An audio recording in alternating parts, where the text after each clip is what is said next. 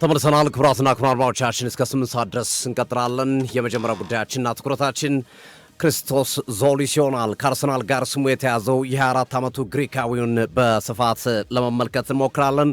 ይህ ተጫዋች ከሞላ ጎደል ወደ አርሰናል የመምጣቱ ጉዳይ አይቀር ይመስላል ክርስቶስ ዞሊስ። ምክንያቱም ተጫዋቹ ለረጅም ጊዜ አርሰናል ሲከታተለው እንደቆየ ነው የመረጃ ምንጮች እየጠቆሙ የሚገኙት።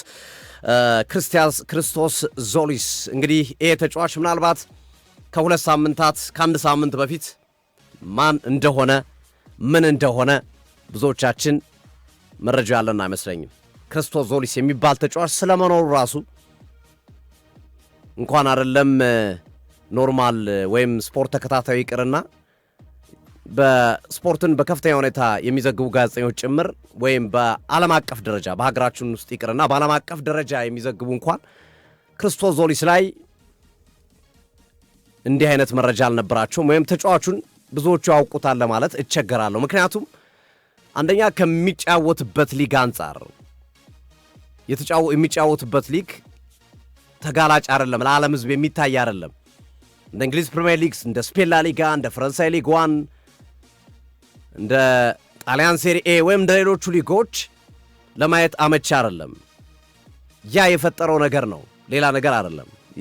በዛ ምክንያት የተፈጠረው ሁኔታ ወይም ሊጉ የሚጫወትበት ሊግ ተጋላጭ አለመሆኑ ለዓለም መገናኛ ብዙሃኖች እሱ የፈጠረው ክፍተት ይመስለኛል። ተጫዋቹን እንዳናየው ተጫዋቹን እንዳናውቀው ያደረገን በጣም የሚገርም ተጫዋች ነው። በነገራችን ላይ አድማጮቻችን በጣም ቪዲዮን ያላያችሁ ብታዩት ደስ ይለኛል። ክርስቶስ ዞሊስ ብላችሁ ሰርች አድርጋችሁ ተመልከቱት፣ ትገረማላችሁ። የሚያስቆጥራቸው ጎሎች፣ ድሪብሎቹ፣ ኳስ ኬሪ አድርጎ የሚሄድበት የአሲስቶቹ ጥራት በጣም የሚገርም አስደናቂ ተጫዋች ነው ክርስቶስ ዞሊስ። እኔ እስካሁን እንዴት በርካታ ክለቦች አልተረባረቡበትም፣ እንዴት እስካሁን በርካታ ክለቦች ይህንን ተጫዋች አይናቸው ውስጥ አላስገቡትም የሚለው ግራ ገብቶኛል። ለምን በዚህ ልክ ተጫዋቹን አልተመለከቱትም? ተውት እሺ፣ እነ አርሰናል፣ ማንቸስተር ዩናይትድ፣ እነ ፓሪስ ሰን ጀርመን፣ እነ ሪያል ማድሪድ፣ እነ ባርሴሎና ሃይ ሌቭል ክለቦች ናቸው ወይም ስታንዳርዳቸው ከፍ ያለ ነው። ግን ቢያንስ መካከለኛ ላይ ያሉት እንደነ አስቶን ቪላ እንደነ አትሌቲኮ ማድሪድ ያሉ ክለቦች ይህንን ተጫዋች እንዴት አልተመለከቱትም? እንዴት አላዩትም? እንዴት ራዳራቸው ውስጥ አላስገቡትም የሚለው በጣም ገርሞኛል። ሆነን ለመናገር ክርስቶስ ዞሊስ ማለት ነው ፐርፎርማንሱ የዘንድሮ ውድድር ዓመት ብቻ ቢሆን ልክ ነው፣ ዘንድሮ ነው ሰው የዘንድሮ ውድድር ዓመት ነው። በአንድ ዓመት ተጫዋችን መገመት ከባድ ነው። ለምሳሌ ባለፈው ስናነሳ ነበረ ኢሊዮት አንደርሰን በኖቲንግሃም ፎረስት ዘንድሮ ነው አቋምን ያሳየው። አንድ ዓመት አቋምን አሳየ ብለህ 120 ሚሊዮን ፓውንድ መክፈል ሪስክ ሊኖረው ይችላል የሚል ሐሳቦችን ስናነሳ ነበረ። ተጫዋቹ ወደ ማንቸስተር ሲቲ ለማምራት ጫፍ ላይ ደርሷል በነገራችን ላይ እና የአንድ ዓመት ቢሆን ኦኬ፣ ቀጣዩን ዓመት እየጠበቁ ነው፣ ቀጣይ ጊዜ የተጫዋቹን ሁኔታ ለማየት እያዩ ነው የሚል ሐሳብ ልታነሱ ትችላላችሁ። ባለፉት 2 ዓመታት የነበረው የተጫዋቹ ቁጥር በጣም አስገራሚ ነው። በጣም አስገራሚ ነው። ክርስቶስ ዞሊስ እንደጠቀስኩላችሁ ግሪካዊ ነው። 24 ዓመቱ ነው። በመጀመሪያ የተጫዋቹ ከየት ተነስቶ የደረሰ የሚለውን መነሻ እናድርገው። የተጫዋቹ የልጅነት የመጫወቻ ጊዜ ወይም በታዳጊነቱ የተጫወተበት ከዛም አልፎ ወደ አዋቂነት እየመጣ በነበረበት ሰዓት ለግሪኩ ፓኦክ እግር ኳስ ክለብ ነው የተጫወተው። ክርስቶስ ዞሊስ ከግሪኩ ፓኦክ ክለብ የእንግሊዙ ኖሪች ሲቲ እግር ኳስ ክለብ አምጥቶት ነበረ። በሻምፒዮንሺፕ የሚጫወተው ኖሪች 8.8 ሚሊዮን ፓውንድ ለተጫዋቹ ዝውውር በመክፈል ከዓመታት በፊት ክርስቶስ ዞሊስን ወደ እንግሊዝ ሊግ አምጥቶት ነበረ። ነገር ግን በኖሪች ሲቲ በተጠበቀው ልክ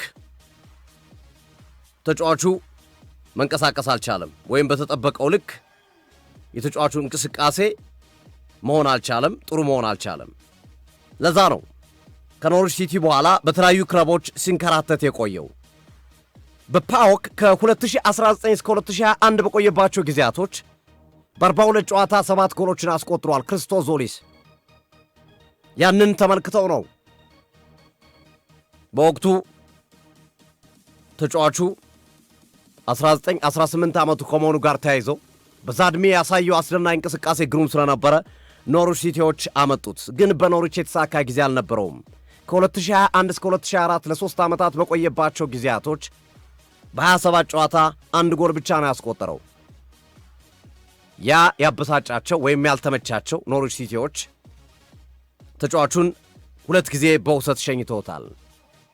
አንዱ ለኤፍሲ ትዌንቴ እግር ኳስ ክለብ ለሆላንዱ ክለብ 1 ዓመት አሳልፏል። በ10 ጨዋታ 1 ጎል አስቆጥሯል። ከዛ በኋላ የሄደበት የውሰት ቆይታ ግን ለክርስቶስ ዞሊስ በጣም አስደናቂ ነበረ።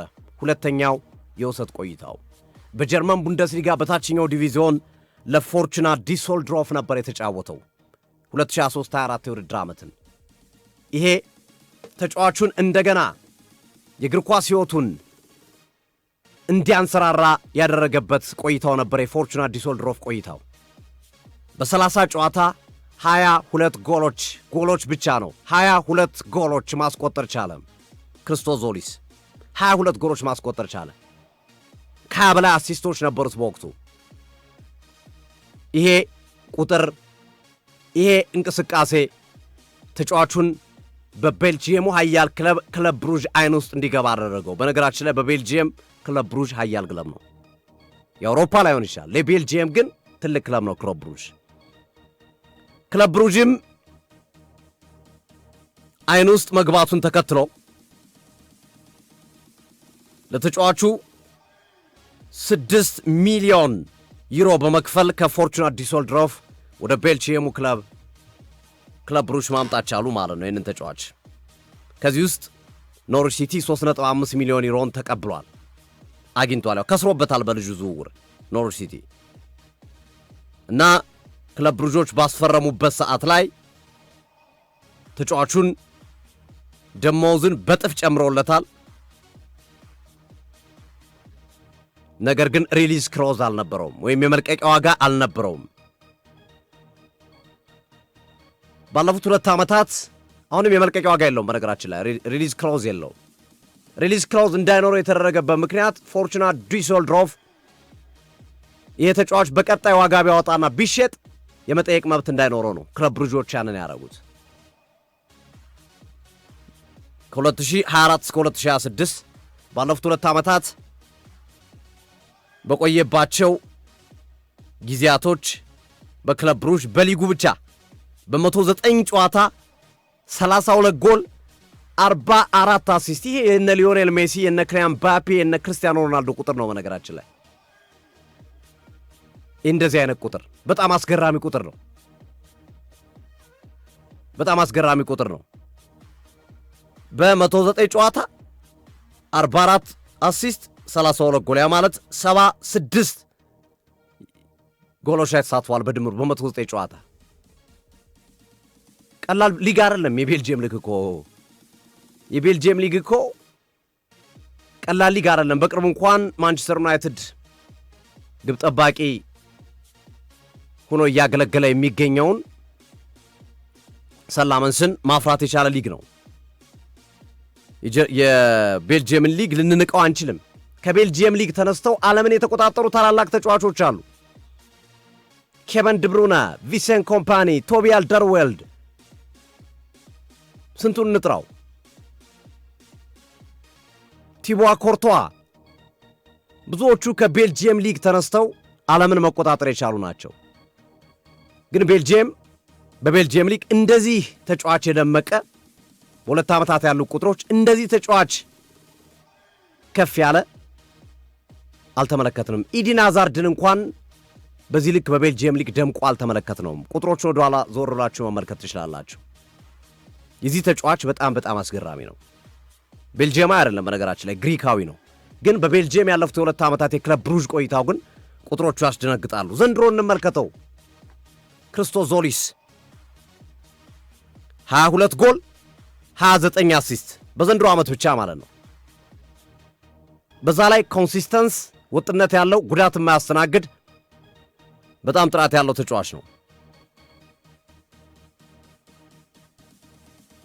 በሊጉ ብቻ በ36 ጨዋታ 17 ጎልና 23 አሲስት፣ በሻምፒዮንስ ሊጉ በ9 ጨዋታ 2 ጎልና 1 አሲስት፣ በቤልጂየም ሱፐር ካፕ 1 ጨዋታ አድርጓል። 1 አሲስትና 1 ጎል አድርጓል። በዚህ ጨዋታ ላይ ከ2004 ጀምሮ በ74 ጨዋታ በድምሩ 33 ጎሎችን መረብ ላይ ማሳረፍ የቻለ ተጫዋች ነው። ይሄ ተጫዋች ከዚህ ቀደም ቶቢ አልደርዌልድ፣ ቪንሰንት ኮምፓኒ በቤልጂየም ሊግ የተቀናጆትን ትልቁን ሽልማት በዘንድሮው የውድድር ዓመት በእጁ አስገብቷል። ጁፒለር ፕሮ ሊግ የዓመቱ ምርጥ ተጫዋች በመባል ተሰይሟል። በእነሱ ጁፒለር ፕሮ ሊግ ፕሌየር ኦፍ ዘ ሲዝን የሚለውን ሽልማት ማለት ነው። የዚህ ተጫዋች ብቃት ያመጣው ውጤት ነው። ተጫዋቹን ማን አየው? ተጫዋቹን ማን ትኩረት አረገበት? ወደ አርሰናል እንዲመጣ እንዴት ተሰራ? የሚሉት ነጥቦች ደግሞ ቀጥለን በተወሰነ መንገድ ማንሳት ይኖርብናል። ይህንን ተጫዋች በመመልመል ረገድ ትልቁን ሥራ የሰሩት ማውሪዚዮ ሚሼሊ ይባላሉ። ማውሪዚዮ ሚሼሊ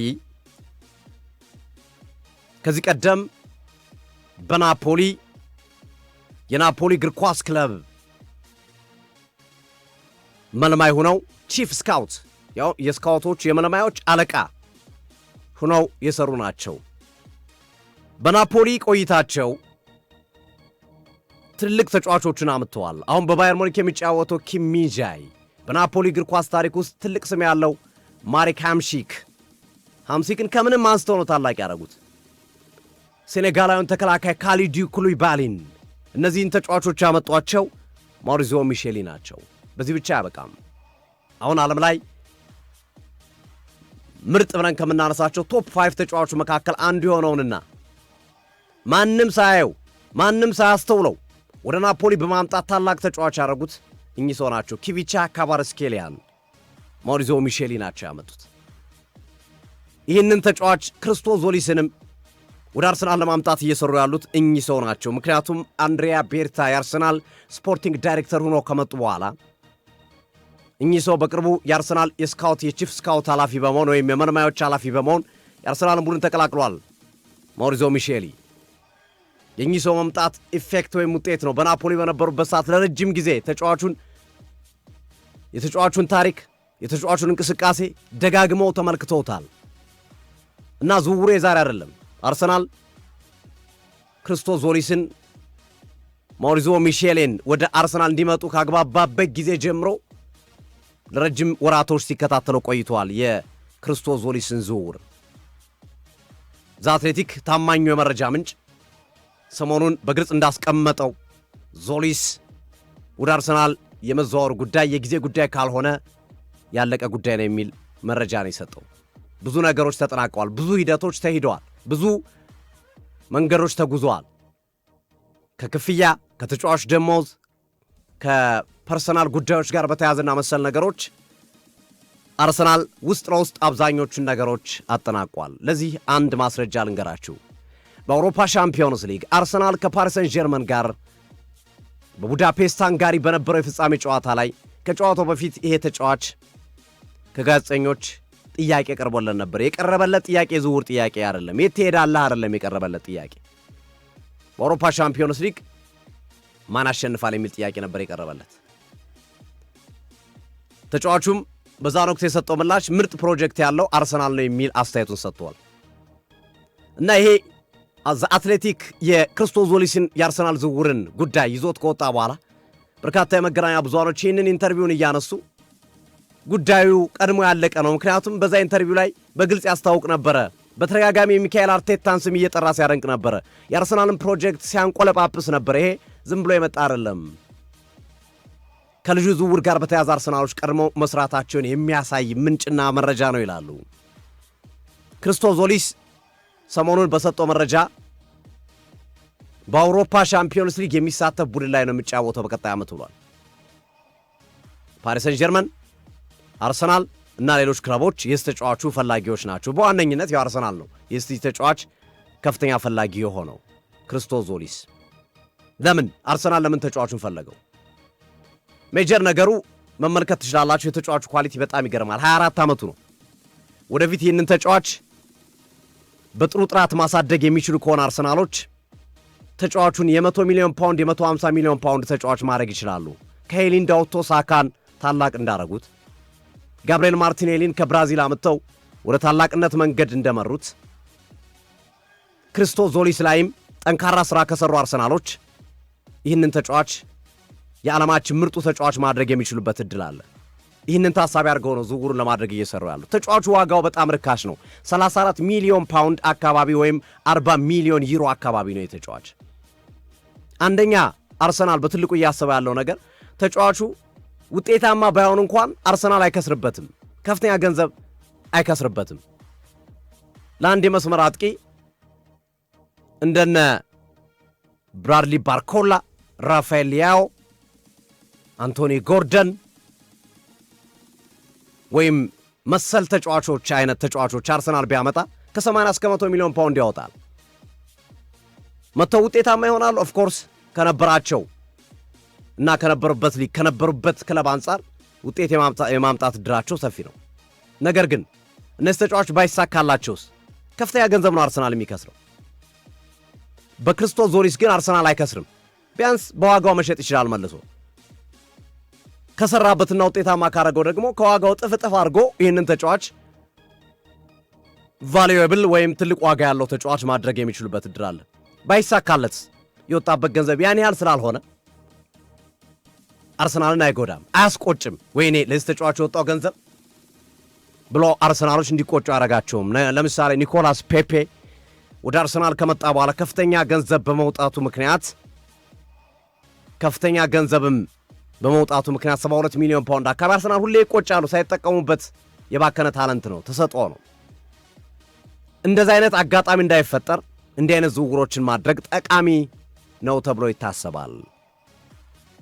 ብቸኛው ክርስቶስ ዞሊስ ጋር በተያዘ የሚነሳው ክፍተት ክርስቶስ ዞሊስ በቤልጂየም ሊግ መጫወቱ ብቻ ነው። በትልቆቹ 5 ሊጎች አለመጫወቱ ካልሆነ በስተቀር ክርስቶስ ዞሊስ የሚያስቆጥራቸው ጎሎች፣ የሚሰጣቸው አሲስቶች፣ ጥራታቸው፣ የተጫዋቹ የክሎት ሌቭል በጣም አሜዚንግ ነው። በጣም የሚገርም ነው።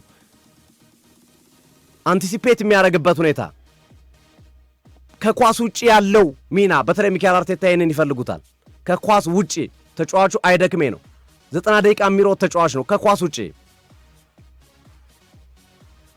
የክርስቶስ ዞሊስ መምጣት በአርሰናል የሚገፋቸው ተጫዋቾች ይኖራሉ። በእኔ እምነት ሚካኤል አርቴታ በትሮሳርድና ጋብሪኤል ማርቲኔሊ እምነታቸው የተሟጠጠ ይመስለኛል። አርሰናልም ሚካኤል አርቴታም ሁለቱንም መሸጥ የሚፈልጉ ይመስላሉ።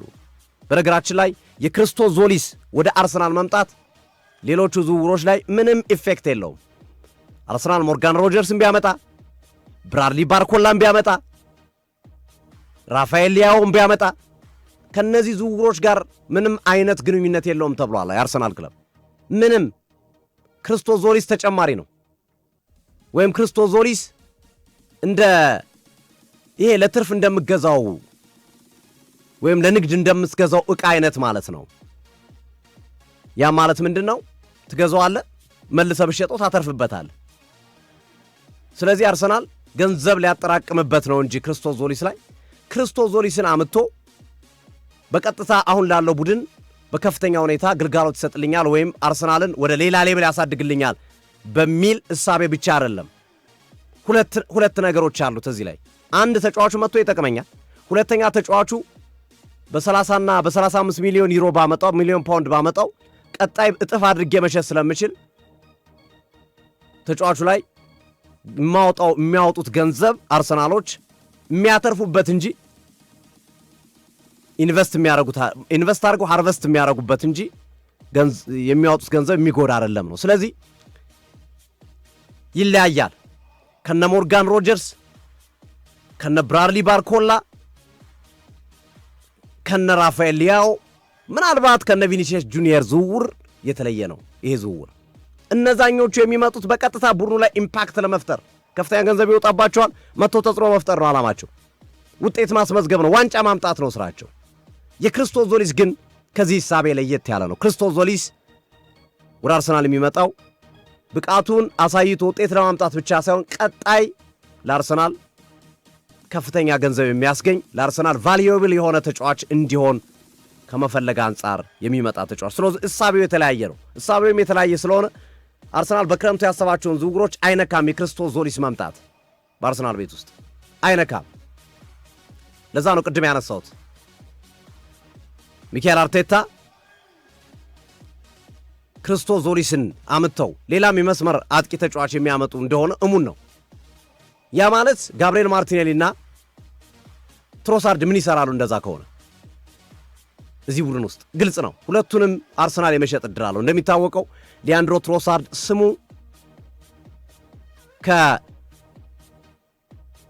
ከቤሲክታሽ ጋር እየተያዘ ነው። ቤሲክታሽ 20 ሚሊዮን ፓውንድ አካባቢ አቅርቧል። አርሰናል ኦልሞስት በገዛበት ገንዘብ ይህንን ተጫዋች ተጠቅሞ ሊሸጠው ነው። ከብራይተን ሲያመጣው ከዚህ ከፍ ያለ ገንዘብ አላወጣበትም። ብዙም ከ20 ሚሊዮን ፓውንድ የዘለቀ ገንዘብ አላወጣበትም አርሰናል ለሊያንድሮ ትሮሳርድ። ስለዚህ በገዛበት ቢያንስ ሊሸጠው ነው። ይሄ ማለት ትልቅ ትርፍ ነው ለአርሰናል። በነገራችን ላይ ጋብሪኤል ማርቲኔሊ ከ50 እስከ 60 ሚሊዮን ፓውንድ ለአረብ ክለቦች በተለይ ለሳውዲ ክለቦች ካልሆነም እንደነ ባየር ሙኒክ አይነት ክለቦች ተጫዋቹን ለመውሰድ እያሰፈሰፉ ይገኛሉ። ተመልከቱ ጋብሪኤል ማርቲኔሊ አርሰናል 4 ሚሊዮን ፓውንድ አካባቢ ብቻ ነው ያወጣበት ከብራዚል ሲያመጡት። ምን ያህል ትርፍ አትርፎ ሊሸጡ እንደሚችሉ ማሰብ ነው።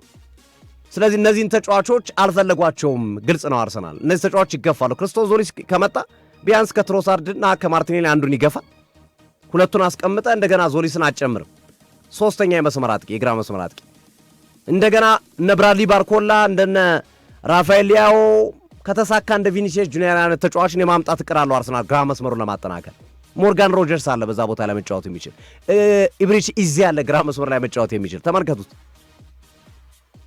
እና የማርቲኔሊና የትሮሳርድ ጉዳይ ለኔ ከዚህ ዓመት የዘለለ ቆይታ በአርሰናል የሚኖራቸው አይመስለኝም። ይሄ ምልክት የሚያሳየው ከዛ ጋር ተያይዞ ስለሆነ ማለት ነው። ስለዚህ የክርስቶስ ዞሊስ የአርሰናል ዝውውር በጣም በትልቁ መነጋገሪያ የሆነ ሳይገመት ሳይታሰብ የአርሰናል መልማዮችን ብቃት ያሳየ ግሩም ዝውውር ሊሆን ይችላል ተብሎ ይጠበቃል። ብቸኛው ነገር እኔ ክርስቶስ ዞሊስ ዝውውሩ ሳያልቅ ለመገናኛ ብዙሃን መረጃዎቹ መውጣታቸው ሊያሰጋ ይችላል። ምክንያቱም አሁን ብዙ እይታዎች ክርስቶስ ዞሊስ እያገኘ ነው የሚገኘው ከበርካቶች። አርሰናል ተጫዋቹን ይፈልገዋል ከተባለ ወዲህ፣ አርሰናል ከተጫዋቹ ጋር ንግግር ውስጥ ነው ከተባለ ወዲህ በርካታ ክለቦች የዚህ ተጫዋች ላይ ናቸውን አሳርፈዋል። ያ ደግሞ ዋጋውን ሊያነረው ይችላል።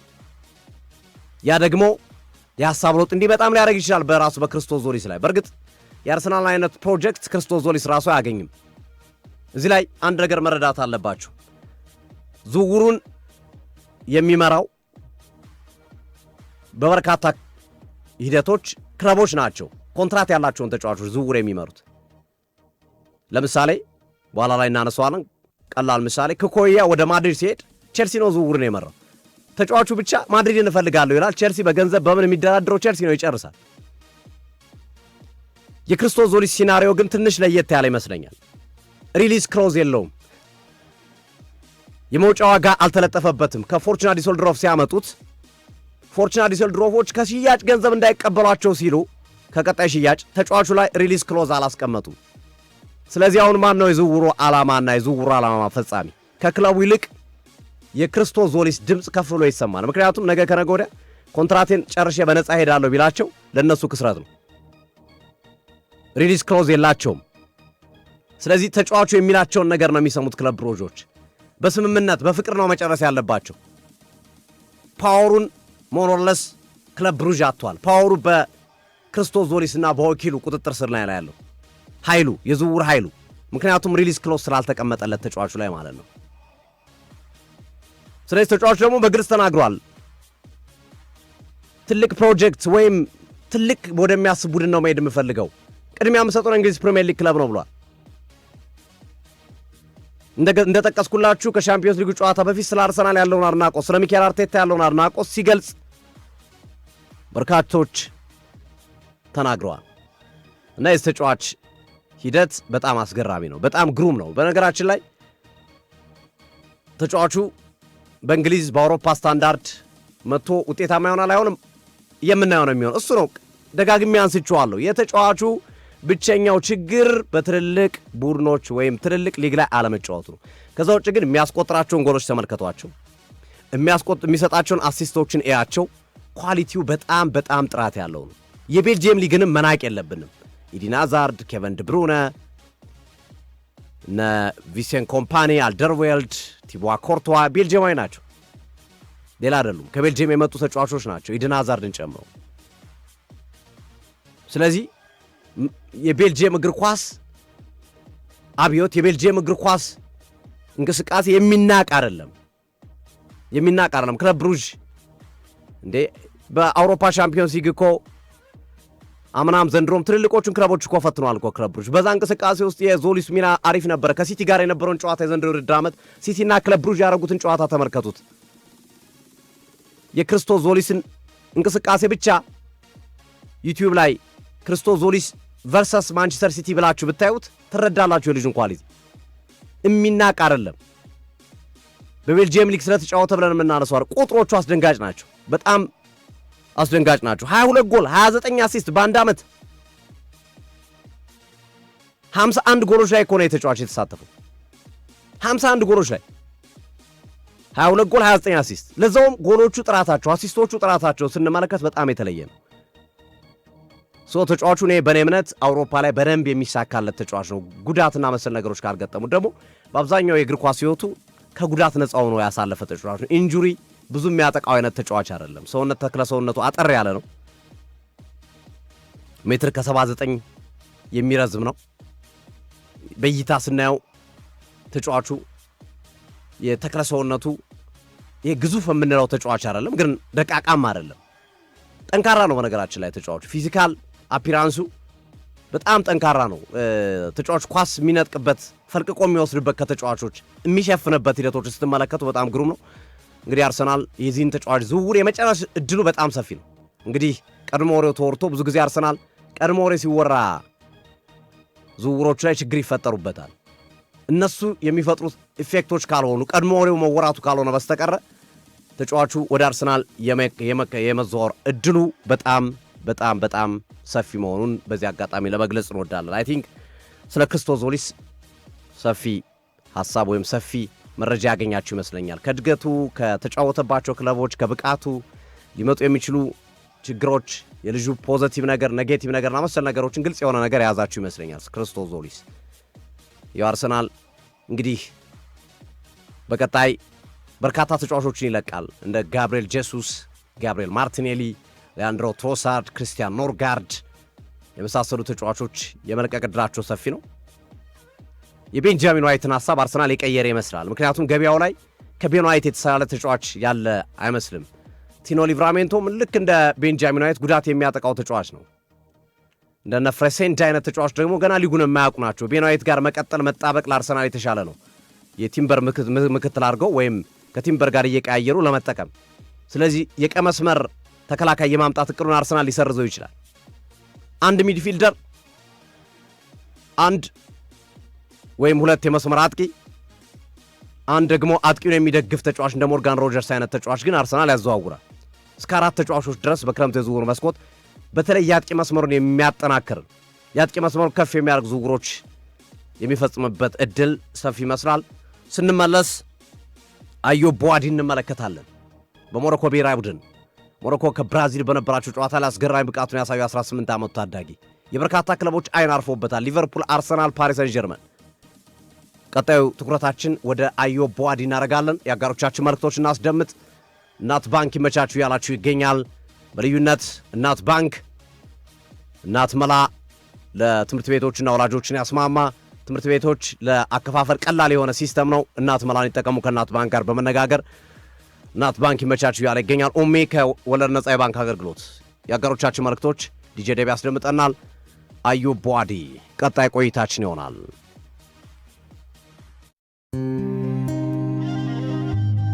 እናት ለልጆቿ የተሻለውን እንደምታስብ ሁሉ እኛም ለውድ ደንበኞቻችን የተሻለውን እናስባለን። በጭራሽ እንዳይታመሙ፣ ነገር